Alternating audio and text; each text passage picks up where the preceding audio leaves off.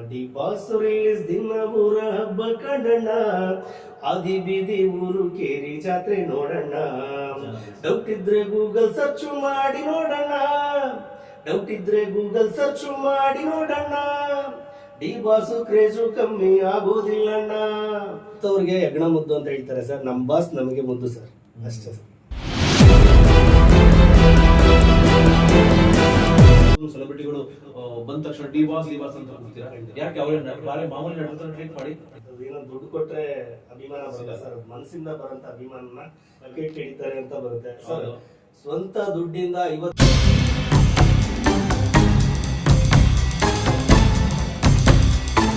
ಒಂದ್ ಕಡೆ ಏನಪ್ಪ ಅವ್ರನ್ನ ಅಷ್ಟೊಂದು ವಿಜೃಂಭಿಸ್ತೀರಾ? ಯಾಕೆ ಅಷ್ಟೊಂದು ಎಲ್ಲೋದ್ರು ಸೆಲೆಬ್ರಿಟಿಗಳು ಬಂದ ತಕ್ಷಣ ಡಿ ಬಾಸ್ ಅಂತ ಕೂಗ್ತೀರಾ?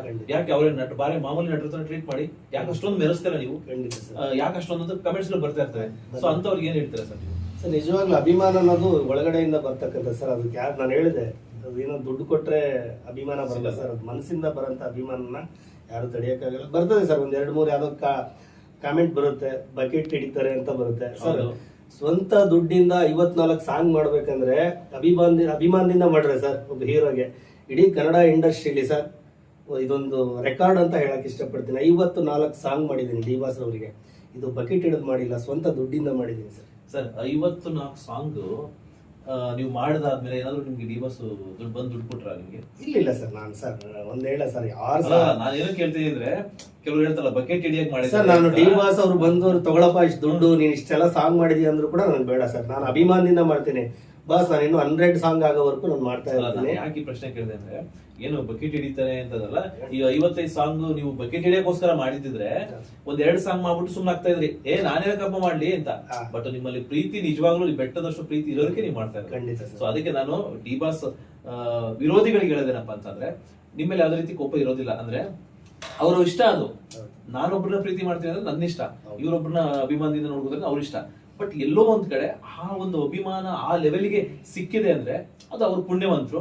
ಸೊ ಅಂತವ್ರನ್ನ ಅಭಿಮಾನಿಗಳಾಗಿ ನಾವಿರೋದು ನಾವು ಪುಣ್ಯವಂತರು ಅಂತ ಅನ್ಕೋತಾರೆ. ಸೊ ನೀವು ಇನ್ನೊಂದೇನಂದ್ರೆ ಕೆಲವ್ರಿಗೆ ಒಂದಿಷ್ಟು ಜನ ಇಲ್ಲ, ಕೆಲವರು ಯಾರನ್ನ ಬಾಸ್ ಅನ್ಬೇಡಿ ಅಂತ ಒಂದಿಷ್ಟು ಜನ ಹೇಳ್ತಾರೆ. ಅಂದ್ರೆ ಬಾಸ್ ಅಂತ ಅನ್ನೋದು ನಿಮ್ಮ ಅಭಿಮಾನ ಅಂತ ನೀವು ಹೇಳ್ತೀರಾ. ಒಂದಿಷ್ಟು ಜನ ಹೇಳ್ತಾರೆ ಯಾರನ್ನ ಬಾಸ್ ಅನ್ಬೇಡಿ, ನಿಮಗೆ ನೀವು ಪ್ರೀತಿ ಮಾಡಿ, ನಿಮ್ ತಂದೆ ತಾಯಿನ ಬಾಸ್. ಈಗ ಒಂದು ಸ್ವಲ್ಪ ರಿಪೀಟ್ ಯೋಚನೆ ಮಾಡಿ ನೋಡಿ ಸರ್. ಬಾಸ್ ಅಂದವರೇ ಬೇರೆಯವ್ರಿಗೆ ಬಾಸ್ ಅಂದಿರ್ತಾರೆ, ಬಟ್ ಅದೆಲ್ಲೂ ಪ್ರಚಾರ ಆಗಿರಲ್ಲ. ಒಂದ್ ಸ್ವಲ್ಪ ನೀವು ಕೆದಕ್ ನೋಡಿ, ಬಾಸ್ ಅಂತ ಯಾರ್ಯಾರಿಗೆ ಅಂದಿದ್ದಾರೆ, ಯಾರಿಗೆ ಬಾಸ್ ಅಂದಿದ್ದಾರೆ ಅದು ಗೊತ್ತಿರುತ್ತೆ. ಬಟ್ ಸರ್ ಎತ್ತವ್ರಿಗೆ ಯಜ್ಞ ಮುದ್ದು ಅಂತ ಹೇಳ್ತಾರೆ ಸರ್, ನಮ್ಮ ಬಾಸ್ ನಮಗೆ ಮುದ್ದು ಸರ್, ಅಷ್ಟೇ ಸರ್. ಸರ್ ಮತ್ತೆ ನಿಮ್ಮ ಕೆರಿಯರ್ ಹೇಗೆ ನಡೀತಾ ಇದೆ ಸರ್? ಸರ್ ಚೆನ್ನಾಗಿ ನಡೀತಾ ಇದೆ. ಇದುವರೆಗೂ ಸರ್ ನನ್ನ ಸಿನಿಮಾ ಜರ್ನಿಲಿ 1,500 ಸಾಂಗ್ ಆಗಿದೆ sir. Okay. Devotional album songs ನಮ್ದು ಹೇಳ್ಬೇಕಂದ್ರೆ ತುಂಬಾ ಜನಕ್ಕೆ ಗೊತ್ತಿಲ್ಲ. ನಿಮಗೆ ಒಂದು ಸಾಂಗ್ ತುಂಬಾ ಹಿಟ್ ಆಗಿದೆ ಉತ್ತರ ಕರ್ನಾಟಕದಲ್ಲಿ. ಮತ್ತಲ್ಲಿ ಕುಣಿಯೋಣ ಬಾರು ಮಗ, ಚಿಂತೆಯಲ್ಲಿ ಕಳೆದೋದ್ರೆ ದೊಡ್ಡ ರೋಗ, ಇದ್ದಾಗ ಅನುಭವಿಸಬೇಕು ಮಗ, ಸತ್ತಾಗ ಆರಡಿಯ ಕಾಯಂ ಜಾಗ. ಇದು ನಮ್ದೇ ಲಿರಿಕ್ಸ್, ಕಾಂಪೋಸ್ ಎಲ್ಲ ತುಂಬಾ ಜನಕ್ಕೆ ಗೊತ್ತಿಲ್ಲ. ಇನ್ನೊಂದು ಸಾಂಗ್ ಮಾಜಿ ಲವರ್ ಅಂತ ಕೇಳಿರ್ಬೋದು ನೀವು, ಅದು ತುಂಬಾ ಹಿಟ್ ಆಗಿದೆ. ಮಾಜಿ ಲವರ್ ಕಂಡ್ಲು ಶಿಷ್ಯ ಮಾರ್ಕೆಟ್ ನಲ್ಲಿ, ಒಂದೇ ವರ್ಷ ಗ್ಯಾಪು ಒಂದು ಪಾಪು ಕೈಲಿ, ಇದು ನಂದೇ ಸಾಂಗು. ಆಮೇಲೆ ಇನ್ನೊಂದು ವಿಜಯ ಪ್ರಕಾಶ್ ಸರ್ದು, ಅದು ಮಿಲಿಯನ್ ಗಟ್ಟಲೆ ಓಡಿದೆ, ಆನಂದ ಆಡಿಯೋದಲ್ಲಿದೆ. ಜೀವನ ಶಾನ ಬೇಜಾರು, ಶಿಷ್ಯ ಕೈ ಕೊಟ್ಲು ನನ್ನ ಲವ್ವರು, ಕುಡಿಯೋದು ನಾನ್ ಕಲಿತೆ ಅವಳಿಂದ ಬೇರು, ಟೈಟ್ ಆಗಿ ನಾನ್ ಬಿದ್ರೆ ಕೇಳೋರು ಯಾರು, ಯಾವುದಕ್ಕೂ ಲವ್ ಮಾಡೋರು ತುಂಬಾ ಹುಷಾರು, ಜೀವನ ಶಾನೆ ಬೇಜಾರು, ಶಿಷ್ಯ ಕೈ ಕೊಟ್ಲು ನನ್ನ ಲವ್ವರು, ಎಲ್ಲ ಹಿಟ್ ಸಾಂಗ್ಸ್. ಸೊ ಎಲ್ಲದು ನೀವು ಹೇಳ್ತಾ ಇರೋ ಸಾಂಗ್ಗಳು ಕೆಲವೊಂದು ನಾನು ಕೇಳಿಲ್ಲ ಆಕ್ಚುಲಿ ನಿಜವೇ, ಬಟ್ ಇಲ್ಲಿ ಕೇಳ್ತಾ ಇದ್ರೆ ತುಂಬಾ ಅದ್ಭುತವಾಗಿದೆ, ತುಂಬಾ ಅದ್ಭುತವಾಗಿದೆ. ಮತ್ತೆ ಏನೋ ಒಂಥರ ಈ ಜಾನಪದ ಶೈಲಿನಲ್ಲೂ ಇದೆ. ಈ ಜಾನಪದ ಶೈಲಿಗಳು ಏನ್ ಸಾಂಗ್ ಬರ್ತಾವೋ ಆ ತರ ಇದೆ, ತುಂಬಾ ಚೆನ್ನಾಗಿದೆ ಸರ್, ಅದ್ಭುತವಾಗಿದೆ. ಬಟ್ ಈಗ ನೀವು ಪ್ರೆಸೆಂಟ್ ಯಾವ ಸಿನಿಮಾ ಮಾಡ್ತಾ ಇದ್ದೀರಾ ಸರ್? ಈಗ ಫಸ್ಟ್ ಟೆಂಪರ್ ಅಂತ ಮಾಡಿದ್ದೆ ಕೋವಿಡ್ ಟೈಮಲ್ಲಿ. ಸೊ ಅದಾದ್ಮೇಲೆ ಸರ್ ಈಗ ಈ ಬಡವ್ರ ಮಕ್ಕಳು ಬೆಳಿಬೇಕು ಕಂಡ್ರೆ ಅಂತೇಳಿ ಸಿನಿಮಾ ರೆಡಿ ಇದೆ. ನಮ್ಮ ಬ್ರದರ್ CS ವೆಂಕಟೇಶ್ ಅಣ್ಣ ನಿರ್ಮಾಪಕರು, ಆತ್ಮೀಯ ಸ್ನೇಹಿತರು.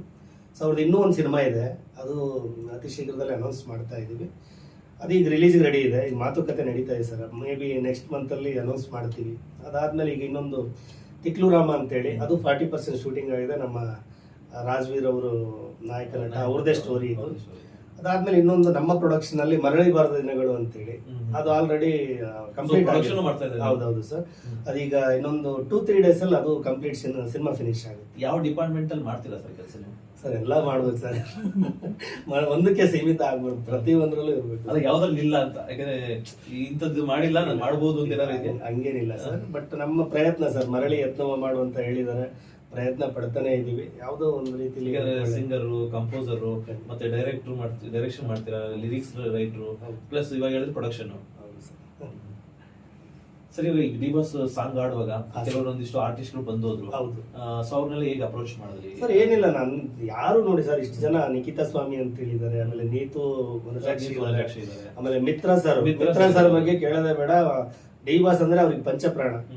ಈ ನಾನು ಮಿತ್ರ ಸರ್ ಹತ್ರ ಹೋಗಿದೆ ಸರ್, ಅಣ್ಣ ಏನ್ ಹೇಳಿ ಕವಿಗಳೇ ಅಂದ್ರು. ಅಣ್ಣ ಏನಿಲ್ಲ, ಬಾಸ್ದು ಸಾಂಗ್ ಮಾಡ್ತಾ ಇದೀನಲ್ಲ, ಒಂದು ಜಸ್ಟ್ ಲಿಪ್ಸಿಂಗ್ ಬೇಕಣ್ಣ, 2 ಲೈನ್ ಅಂತ. 2 ಲೈನ್ ಅಲ್ಲ, ಎಷ್ಟು ಲೈನ್ ಬೇಕು ತಗೊಳ್ಳಿ ಅಂದ್ರು. ಆಫೀಸಲ್ಲಿ ಕೂತಿದ್ರು, ಅಲ್ಲೇ ಅದನ್ನೇ ಹೇಳಿದ್ದು.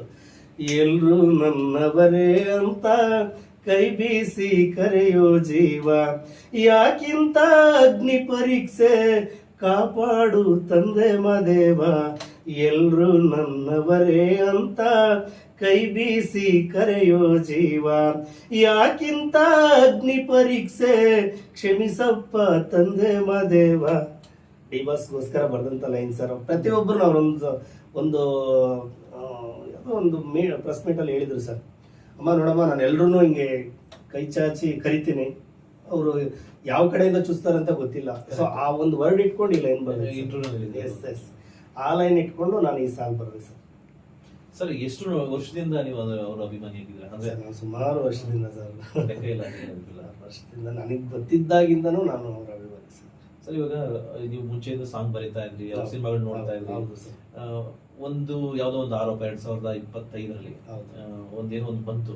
ಸೊ ಅದು ಬಂದಾಗ ನಿಮ್ಗೆ ಅದು ಯಾವ ತರ ಅನ್ನಿಸ್ತು ಸರ್? ಇಲ್ಲ, ನಿಜವಾಗ್ಲೂ ತುಂಬಾ ಬೇಜಾರಾಯ್ತು ಸರ್. ನಿಜವಾಗ್ಲೂ ಅವಾಗೆಲ್ಲ ಕಾಟೇರ ಸಿನಿಮಾ ಸಕ್ಸಸ್ ಆಗಿತ್ತು. ಒಂದು ಒಳ್ಳೆ ಒಂದು ಹೆಂಗಿತ್ತು ಅಂದ್ರೆ, ಅದು ನಂಗೆ ನಂಬಕ್ಕೆ ಆಗ್ತಾ ಇಲ್ಲ ಸರ್. ಏನೋ ಒಂದು ಕೆಟ್ಟಗಳಿಗೆ ಅಂತಾರೆ, ಸೊ ಅದು ಒಳ್ಳೇದಾಗೆ ಆಗುತ್ತೆ ಸರ್. ಎಲ್ಲ ಕಾನೂನು ಚೌಕಟ್ಟಲ್ಲಿದೆ, ಯಾರಿಗೂ ಗೊತ್ತಿಲ್ಲ ಕಾನೂನಲ್ಲಿ ಬಟ್ ಆಮೇಲೆ ಒಂದ್ ಹೇಳ್ತೀನಿ ಸರ್, ಎಲ್ಲಾ ಚಾಲೆಂಜು ಗೆಲ್ತಾರೆ ಸರ್. ಅವರು ಗೆಲ್ತಾರೆ, ಮತ್ತೆ ಹೊರಗಡೆ ಬಂದು ಒಂದು ಇತಿಹಾಸ ಸೃಷ್ಟಿ ಮಾಡ್ತಾರೆ ಸರ್.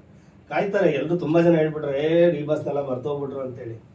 ಯಾವ ಕಾರಣಕ್ಕೂ ಡಿ ಬಾಸ್ ಅವ್ರು ಇನ್ನೂ ಸರ್, ಅವ್ರು ಎಷ್ಟು ವರ್ಷ ಬರ್ತಾರೆ ಅಷ್ಟು ವರ್ಷ ಕಾಯ್ತಾರೆ. ಬಟ್ ಒಳ್ಳೇದಾಗೆ ಆಗುತ್ತೆ ಸರ್. ತುಂಬಾ ದಿನ ಏನಿಲ್ಲ, ತಾಯಿ ಚಾಮುಂಡೇಶ್ವರಿ ಆಶೀರ್ವಾದ ಇದೆ, ಆದಷ್ಟು ಬೇಗ ಅವ್ರು ಬರ್ತಾರೆ ಸರ್. ಎಲ್ಲ ಒಂದು ಪರೀಕ್ಷೆಗಳು ಸರ್ ಅಷ್ಟೇ. ಬಟ್ ಎಲ್ಲೋ ಒಂದ್ ಕಡೆ ನಾನು ಎಕ್ಸ್ಪೆಕ್ಟ್ ಮಾಡಿದ್ದು, ಈಗ ನೀವ್ ಹೇಳ್ತಾ ಇದೀರಾ ಡಿ ಬಾಸ್ ಎಷ್ಟು ದಿನ ಆದ್ರೂ ಬರ್ತಾರೆ, ಎಲ್ಲಾ ಚಾಲೆಂಜ್ಗಳನ್ನ ಗೆಲ್ತಾರೆ. ಬಟ್ ಇದೇ ಒಂದು ಪ್ರೀತಿ ಅವ್ರ ಜೊತೆ ಇದ್ದಂತವ್ರು ನೀವು ಅಷ್ಟು ಕಾಣಿಸ್ಕೊಂಡಿಲ್ಲ. ನಿಮ್ಮ ಪ್ರೀತಿ ಬೆಟ್ಟದಷ್ಟಿದೆ, ನೀವು ಹೊರಗಡೆ ಅವ್ರ ಪ್ರೀತಿನ ತೋರಿಸ್ತಾ ಇದ್ದಾರೆ. ಅವ್ರ ಜೊತೆನೇ ಇದ್ದಾರೆ, ಅವ್ರ ಜೊತೆನೆ ಊಟ ಮಾಡ್ಕೊಂಡು ಓಡಾಡಿದ್ದಾರೆ, ಅವ್ರ ಜೊತೆ ಕಾರಲ್ಲಿ ಟ್ರಿಪ್ ಹೋಗಿದ್ದಾರೆ, ಅವ್ರ ಜೊತೆ ಟ್ರಾವೆಲ್ ಮಾಡಿದ್ದಾರೆ, ಅವ್ರ ಜೊತೆ ಸುತ್ತಾಡಿದ್ದಾರೆ. ಅಂತವ್ರು ಎಲ್ಲೋ ಒಂದ್ ಕಡೆ ಇಷ್ಟು ಪ್ರೀತಿನ ಒಂದಿಷ್ಟು ತೋರಿಸ್ಬೋದಾಯ್ತು ಅನ್ನೋದು. ನಾನು ಒಂದೇ ಹೇಳ ಸರ್, ಈಗ ಪೇಷಂಟ್ ಏನೋ ಒಂದು ಪ್ರಾಬ್ಲಮ್ ಆಗಿರುತ್ತೆ ಸರ್, ಡಾಕ್ಟ್ರು ನಿನ್ಗೆ ಏನೂ ಆಗಿಲ್ಲಪ್ಪ, ಚೆನ್ನಾಗಿದ್ದೀರಾ, ನಾವಿಲ್ವಾ ಅಂತ ಒಂದು ಮಾತು ಹೇಳ್ಬಿಟ್ರೆ ಅವ್ನು ಇನ್ನೂ 100 ವರ್ಷ ಬದುಕ್ತಾನಂತೆ. ಸೊ ನಮ್ಮಲ್ಲಿ ಏನೂ ಮಾಡೋಕ್ಕಾಗಲ್ಲ ಸರ್. ಅದೇನು ಅಂತಾರಲ್ಲ ಹಂಗೆ ಎಲ್ಲ. ಈಗ ಬಾಸ್ಗೂ ಗೊತ್ತಾಗಿದೆ ಒಳ್ಳೆಯವ್ರು ಯಾರು, ಕೆಟ್ಟವ್ರು ಯಾರು, ಬಿದ್ದಾಗ ಯಾರು ಕೈ ಹಿಡಿತಾರೆ, ಗೆದ್ದಾಗ ಯಾರು ಬೆನ್ನು ತಟ್ತಾರೆ, ಎಲ್ಲ ಗೊತ್ತಾಗಿದೆ. ಬಟ್ ಸರ್, ಯಾರು ಬಿಟ್ರು ಸರ್, ಅವರ ಸೆಲೆಬ್ರಿಟೀಸ್ಗಳು ಯಾವತ್ತೂ ಅವ್ರನ್ನ ಕೈ ಬಿಡಲ್ಲ ಸರ್. ಇದು ಮಾತ್ರ ನಾನು ನಿಮ್ಮ ಚಾನಲ್ ಮುಖಾಂತರ ಹೇಳ್ಕೊತಾ ಇದ್ದೀನಿ.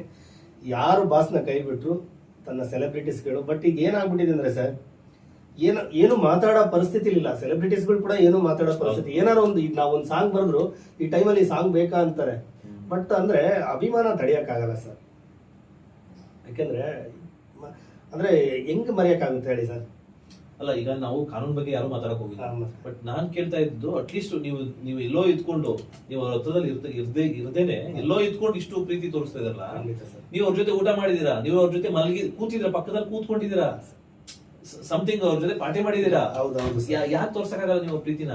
ಅದು ನಾನು ಹೇಳ್ತೀನಲ್ಲ ಸರ್, ಅಲ್ಲಲ್ಲಿ ಒಂದು ದನಿ ಬಂದ್ರೆ ಸಾಕು ಸರ್. ನೀವು ಧೈರ್ಯವಾಗಿರಿ, ನಾವೆಲ್ಲ ಇದೀವಿ, ನಿಮ್ಗೆ ಏನು ಆಗಲ್ಲ, ಧೈರ್ಯವಾಗಿರಿ ಅನ್ನೋ ಒಂದೇ ಒಂದು ಕೂಗು ಅಲ್ಲಲ್ಲಿ ಕೇಳಿ ಬಂದಾಗ ಏನಾಗುತ್ತೆ ಗೊತ್ತಾ ಸರ್, ಅದ್ರದ್ದು ಒಂದು ಏನೋ ಒಂದು ನಮ್ಗೆ ಇದಾರಲ್ಲಪ್ಪ, ಆ ಟೈಮಲ್ಲೂ ಇದಾರೆ, ಈ ಟೈಮಲ್ಲೂ ಇದಾರೆ ಅಂತ ಹೇಳ್ತಾರೆ. ಬಟ್ ಸರ್, ಒಂದು ಇದು ಸಾಂಗ್ ಕೇಳಿರ್ಬೋದು ನೀವು. ಅವ್ರಿವ್ರು ಹೇಳ್ತವ್ರೆ ಡಿ ಬಾಸ್ನ ಮರ್ತೆ ಹೋದ್ರಂತ, ಅಂಬಾರಿ ಹೊತ್ತಿರುವ ಅರ್ಜುನರಿ ನಮ್ಮ ಭಗವಂತ, ಜನ್ಮ ಕೊಟ್ಟ ತಾಯಿನ ಮರ್ತು ಬಾಳಕ್ಕಾಗುತ್ತಾ, ಅನ್ನ ಕೊಟ್ಟ ರೈತನ ಋಣವ ತೀರ್ಸಕ್ಕಾಗುತ್ತಾ, ವಿದ್ಯೆ ಕಲಿಸಿದ ಗುರುಗಳ ಮಾರ್ಗ ದಾರಿ ತಪ್ಸುತ್ತಾ, ಎದೆ ಮ್ಯಾಲೆ ಅಚ್ಚೆ ಹಾಕ್ಸಿ ಮತ್ತೆ ಅಳಸಕ್ಕಾಗುತ್ತಾ, ಡಿ ಅಂದ್ರೆ ದೇವ್ರು ಅಂದ್ಕೊಂಡ್ಮೇಲೆ ಮರೆಯೋಕ್ಕಾಗುತ್ತಾ. ಸೊ ಇದು ಡಿ ಬಾಸ್ನ ಅಲ್ಲಿ ಸುದ್ದಿ ಬರ್ತಾ ಇದೆ ಸರ್, ಡಿ ಬಾಸ್ನೆಲ್ಲ ಮರ್ತು ಬಿಟ್ರು ಅಂದಾಗ ಬಂದಿರೋ ಸಾಂಗ್. ಆ ಟೈಮಲ್ಲಿ ನೀವು ಆ ಟೈಮಲ್ಲಿ ಬರ್ದಿದ್ದ ಸಾಂಗ್ ಇದು. ಅಂದ್ರೆ ಸಿಚುವೇಶನ್ ತುಂಬಾ ಗಮನಿಸ್ಕೊಂಡು, ಯಾಕಂದ್ರೆ ನೀವು ಈ ಒಂದೊಂದು ಸಾಂಗ್ ನೀವು ಹೇಳ್ತಾ ಹೋದ್ರೆ ಏನೇನ್ ಸಿಚುವೇಶನ್ ಅವ್ರ ಲೈಫಲ್ಲಿ ನನಗೆ ಏನು ಬೇಜಾರಾಯ್ತು ಅಂದ್ರೆ ಸರ್, ಒಂದು ಸಾಂಗ್ ಬರ್ದಿದೆ ಸರ್, ನಿಜವಾಗ್ಲೂ ಬಹಳ ಬೇಜಾರಾಗೋಯ್ತು. ಡಿ ಬಾಸ್ ಬೇಲ್ ಮೇಲೆ ಆಚೆ ಬಂದಾಗ ಒಂದು ಸಾಂಗ್ ಬರ್ದಿದ್ದೆ. ಡಿ ಬಾಸ್ ರಿಲೀಸ್ ದಿನ ಊರ ಹಬ್ಬ ಕಂಡಣ್ಣ, ಆದಿ ಬೀದಿ ಊರು ಕೇರಿ ಜಾತ್ರೆ ನೋಡಣ್ಣ, ಡೌಟ್ ಇದ್ರೆ ಗೂಗಲ್ ಸರ್ಚ್ ಮಾಡಿ ನೋಡಣ್ಣ, ಡೌಟ್ ಇದ್ರೆ ಗೂಗಲ್ ಸರ್ಚ್ ಮಾಡಿ ನೋಡಣ್ಣ, ಡಿ ಬಾಸು ಕ್ರೇಜು ಕಮ್ಮಿ ಆಗೋದಿಲ್ಲಣ್ಣ, ಡಿ ಬಾಸು ಕ್ರೇಜು ಕಮ್ಮಿ ಆಗೋದಿಲ್ಲಣ್ಣ. ಆ ಟೈಮಲ್ಲಿ ಬರ್ದಿದೆ ಸರ್. ಬಟ್ ಈಗ ಬಂದೇ ಬರ್ತಾರೆ ಸರ್, ಆ ನಂಬಿಕೆ ಇದೆ. ಬಟ್ ಇವಾಗ ಈ ಮೊನ್ನೆ ಒಂದು ಎಲ್ಲ ಒಂದು ಆಶಾದಾಯಕವಾಗಿತ್ತು.